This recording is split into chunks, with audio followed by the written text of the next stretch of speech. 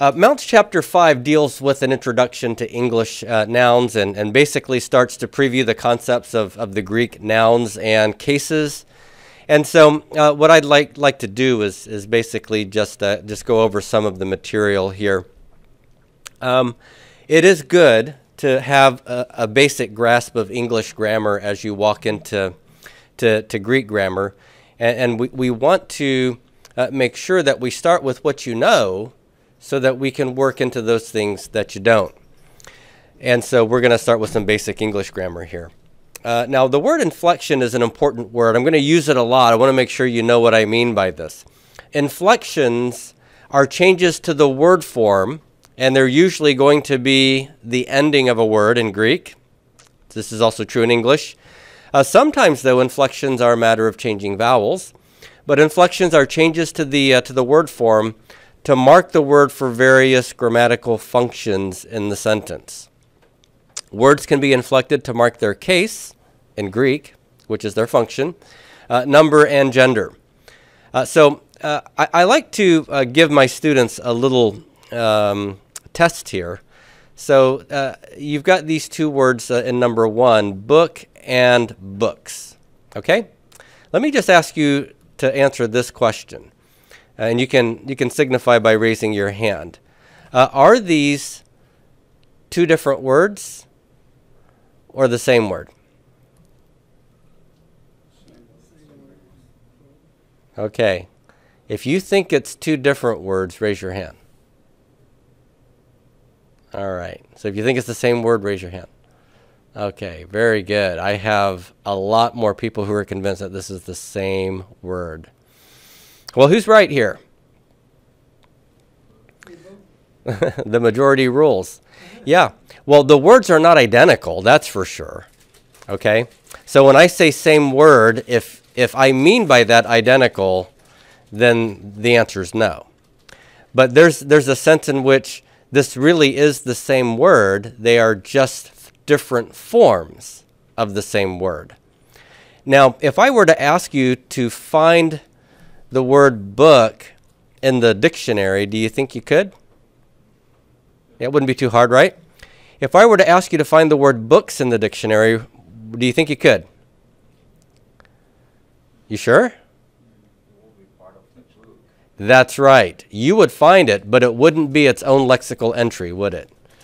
It wouldn't occur as a heading. You'd find it under the heading book as another form of that word. That's what makes this the same word. Now, are they the same form? No. The answer is no there. And so what inflections do is they change the word's form while keeping it the same word. All right? So words can have different inflections. So book versus books, notice that the difference here is a difference of an S, and that is an inflectional ending. The addition of the S marks it with grammatical information that is also semantic. It indicates that it's plural, and so the concept there is that there's more than one of these. Now, number 2, we have foot versus feet. Have I changed any endings here to change the form? No. So this is a situation where vowel changes are what are used for inflectional change. Think about man versus men. It's not man versus mans, right? It's man versus men. It's a vowel change to mark the inflection from singular to plural. And then number 3, we have child and childs. Notice I have this apostrophe S. In spoken English, there's no apostrophe in speech, is there? It's just adding really a Z sound. Child, childs. But by adding that extra sound, what have I done? I've changed the inflection to mark this grammatically, the second form, not for plurality, which is what the Z and S sound can do, but for possession. I'm telling you that this is something that belongs to a child. The child's pen, for example. Okay? So in English, we don't have as many inflectional endings for nouns as Greek is going to have, but we do have some. And it's just important to start with what you know so that we can move on to what you don't. So English is not a highly inflected language. Greek, Wow, almost every single Greek word is marked with some inflectional ending to signal important grammatical information. So let's talk about case as inflectional endings.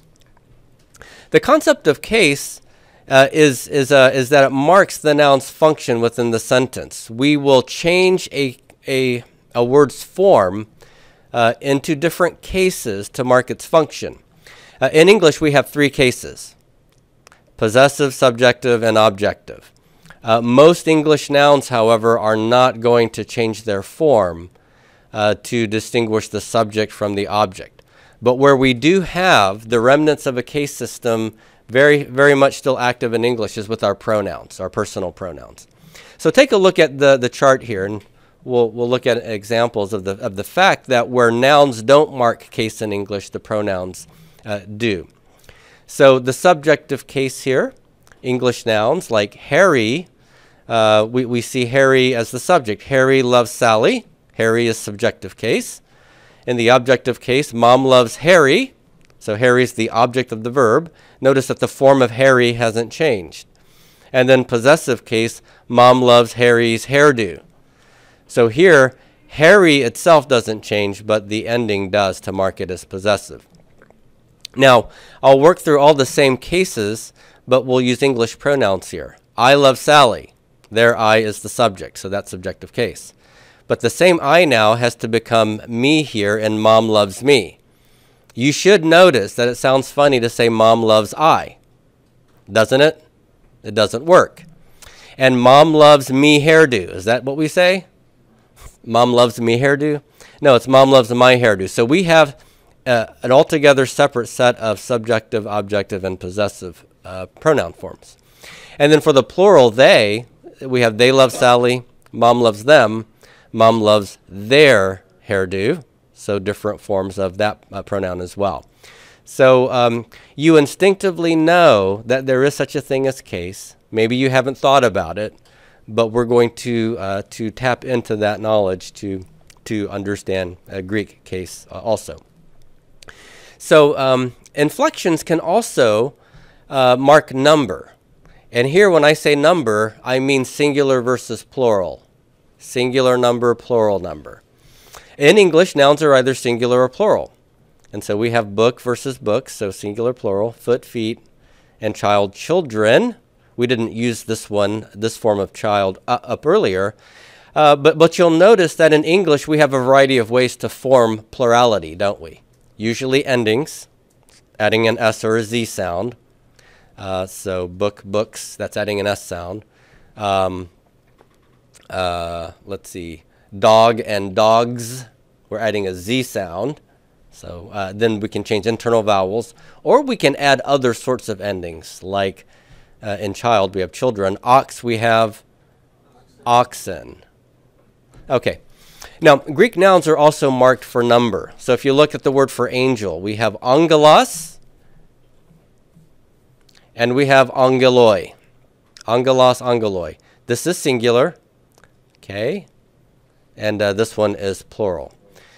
This is also marking case too, but I'm just wanting you to see that there's different forms for plurality. They're both nominative case. Now, inflections can also indicate gender, the gender of nouns. And English nouns are either masculine, feminine, or neuter.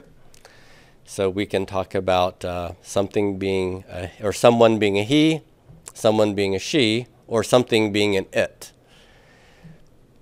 So man is masculine, woman is feminine, bicycle, neuter. You wouldn't refer to your bicycle as him, would you? And Axel's looking at me thinking, well, I might. In the Spanish, we say bicycle, she. Yeah, because it's feminine in gender, right? Because some languages only have masculine and feminine, so things that we would consider neuter in English get assigned a grammatical gender of one sort or the other. I remember there was one time when I was in college and I was hanging out at a place called the Master's Mission in North Carolina. And it was a remote area training center for people who were studying to go overseas and do remote area missions, primarily in Africa. And it was a one-year program, and my friend and I used to go and we'd spend vacations over there because we knew the director of this mission. this training center. And one time that we went, there were these two girls that were hanging out. One was Israeli and one was German. And the German was riding on the back of a motorcycle with my friend, who he is a Marine. He would still call himself a Marine, although he was out of the Marine Corps. And when her slipper fell off of her foot, she said, "I've dropped my slipper. We must go back and get him." Because in German, I guess the word for slipper was masculine. They do have a neuter gender, but since that word was masculine gender, she called it a him in English, and it made us laugh hysterically. So we do funny things like that when we get things mixed up from one language to another. Now, English nouns tend to follow natural gender. Greek nouns sometimes follow natural gender. So something's innately masculine, male, like a bull, that would be masculine grammatical gender too. But sometimes they simply follow grammatical gender without any reference to what they are inherently like. And this is especially true when there are words for people. So the word teknon, for example, it's technically, pardon my pun here, it's technically neuter in its gender grammatically, but it refers to a child. Well, should you make any crazy assumptions about the Greek way of thinking that says that they don't know how to distinguish the gender of their children because the word for child is neuter? No, that would be imbecilic. It would be really dumb. But a lot of people will look at the way a language sort of carves up the pie of grammatical gender, and then they will try to argue that the quote-unquote Greek mind or the Hebrew mind or the Spanish mind conceives of these things in this particular way. Well, no.